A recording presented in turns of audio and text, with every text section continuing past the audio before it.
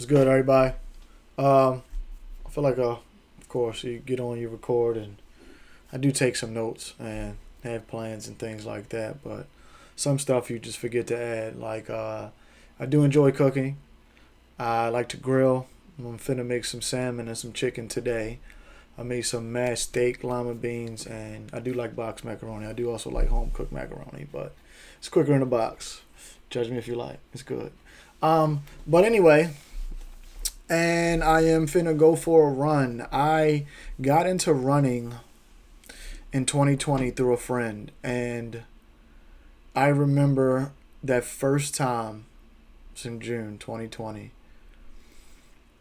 I think he was already well into it. Motherfucker was running 3, 4 miles at a time, and I'm like, all right, I'll run 3 miles with you. And I stopped about 3, 4 times, and that's another thing about the beauty of life, which is this isn't what I'm about to do now, but the compound effect. This is the book that got me reading books. And this is in the list, and that is actually number one since it got me reading. But the point I'm making here is that, and that's a theme in the book, like small shit really adds up to big shit. And that's what got me reading 30 minutes a day. Now I'm almost at 100 books. Doing a little bit at a time makes progress, and it makes big progress. And the point I'm making here is I'm about to go for a run today. Back to back to back days. I've been just starting out with a mile. And in 2020, I was the most miles I ever ran in a 6 month span. I'm going to check my Nike running app. Shout out to Nike. Some ads and shit that I love to get. Obviously, I'm no one right now as far as sponsors and deals and screen time and all that shit goes. But if I can get ads with Nike, Blue Moon, um, shit, they the first two I can think of right now. Of course, I rock with the Xbox, so I fuck with the Xbox too. But just for reference here, in 2020, from June to December, I ran 280 miles in just that span. And over time, you get lazy or things change or life change, and you can't really be consistent as you used to. But that's another thing about the compound effect in life. Like just a little bit of consistency goes a long way. The sun is on its way to set out here in the northeastern part of America, and I am gonna go for my run, do some home workouts. So I was working overnight for probably 6, 7 years, and it started to fuck with me mentally a bit. Like I'm not big on like hanging out, but even if you wanted to, you couldn't on that schedule.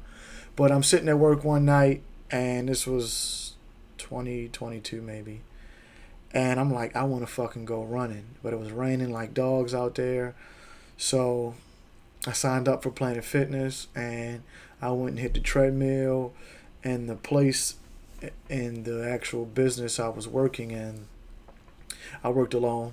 I worked 10 p.m. to 6:30 a.m. unless I was doing 4 hours overtime on the front and the back end. But I'm saying all that to say I work straight through the night, and at 4:50 I clean up, and at 5 I go to the gym for an hour. And I did that for 5 days a week for like 3, 4 months straight. I've since fell off. Trying to get back to it. Like I said, it's all about consistency, believing in yourself, and things of that nature. And I'm starting to build back up again just a little bit at a time. The Compound Effect. Please read that book. It's by Darren Hardy. I don't know if the camera makes it, like when I looked at it, it looked backwards. So, but The Compound Effect by Darren Hardy. This will be my third straight day. I'm going to run a mile, maybe longer if I can make it through. For me, it's like you look at your old times, like going back to Kobe, I would run 8.24 miles at a time for the GOAT. And my average fucking mile would be between 7:45 and 8:15 minutes per mile. My first run on Saturday was 8:30. I think I clocked 8:25 yesterday. My biggest thing is just not stopping and getting through the run, and it's always your own mind. It's you against yourself, and I would look at the Nike Run app like, motherfucker, I'm running too slow. But now it's just about getting through the runs and staying consistent. Do some home workouts before and after in my basement. Hit the ab roller. Got a little chubby. Trying to lose that, get back right, because what I can say from personal experiences is like when I was in the gym, pardon me, it was like, damn, I always wanted to take my shirt off. Like, you just feel good, you look good. And it's a beautiful thing. And shit, going in the gym, and not to sound perverted here, but seeing the women like help themselves look good. Like, I'm in that motherfucker just staring and all. Like, it's the beauty of it. And as you get older, you don't want to take moments like this for granted. Like, you checking in for your older self, just putting that work in for your older self, and it's you against you. So yeah, just like I said, just being me, keeping it real, and just trying to be great, man. Trying to be great, trying to be consistent. And speaking of some technological things, I can work CapCut a bit.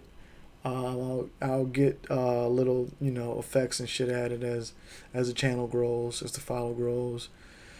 And I'm always welcome for help. So if you can reach out and give me some ideas on how to improve and make videos better, more interactive, and things of that nature, I'm welcoming to do so.